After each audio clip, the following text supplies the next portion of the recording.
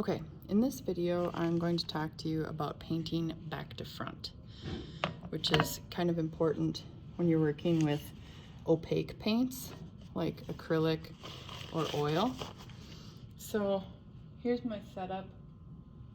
I've got my acrylic paints in here. I've got water with brushes, and then you need some paper towels and paper. So a lot of people, when they're painting with acrylics, which is an opaque paint, I keep saying that because this doesn't apply to watercolor, but if they're gonna paint a bear, they get ready to paint their bear, and they're working on their bear, and we're gonna pretend that I'm making this really detailed. I've been working really hard on this bear, maybe working on it for a day or two. Oh, he's got short legs. And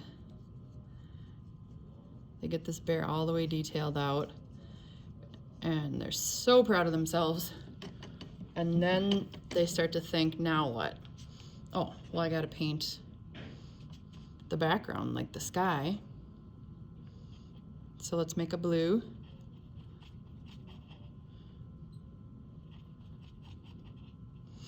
And then they start working the sky in around the bear. I'm like, oh man, this is kind of hard. I gotta make sure I don't paint on top of the bear. Gotta be really careful. Oops, I kind of smeared the black there.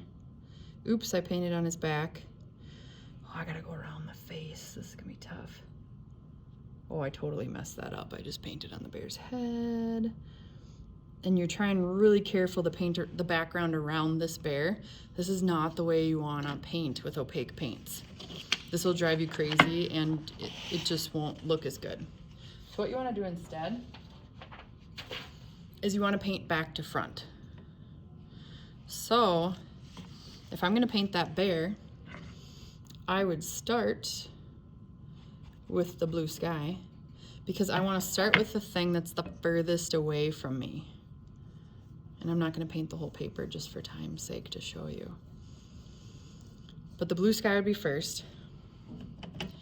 And then maybe there's some green grass. So let's mix up a green here.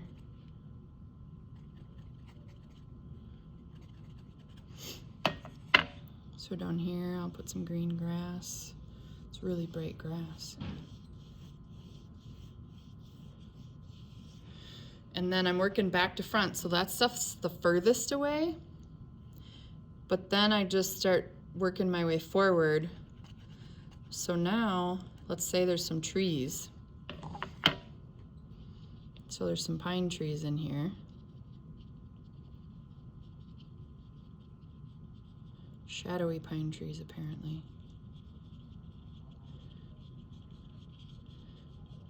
So I'm layering. With opaque paint, you build on top of, right? So the trees go on top of the sky. The other thing that would go on, oh, sorry, the bell. The other thing that would go on top of the sky are clouds, because the clouds are kind of in front of the sky. So I could work in some clouds.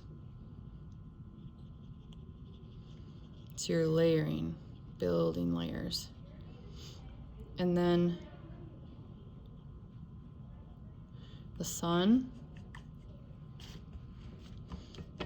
And I mean, you can paint whatever you want, but I just want you to get the principle of layering. So you lay it on the back, and then you build on top of, on top of, on top of. Now, I could keep adding to this, but the last thing I would paint, and I'm gonna get a little smaller brush to do it because my painting is tinier, is the bear, right?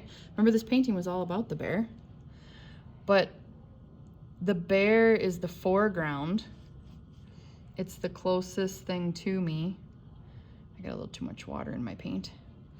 So I would actually put the bear on last, not first. And most new painters do like I did the first time. Like, sorry, where'd I put it? Most new painters do this thing, where they paint the bear first, and then they're trying to paint all this other stuff around the bear. which is way harder. And then I'm gonna get kind of some shadowy grass and put a shadow under the bear. So you get the idea. So you wanna paint back to front anytime you're using opaque paints. This is your tip of the day.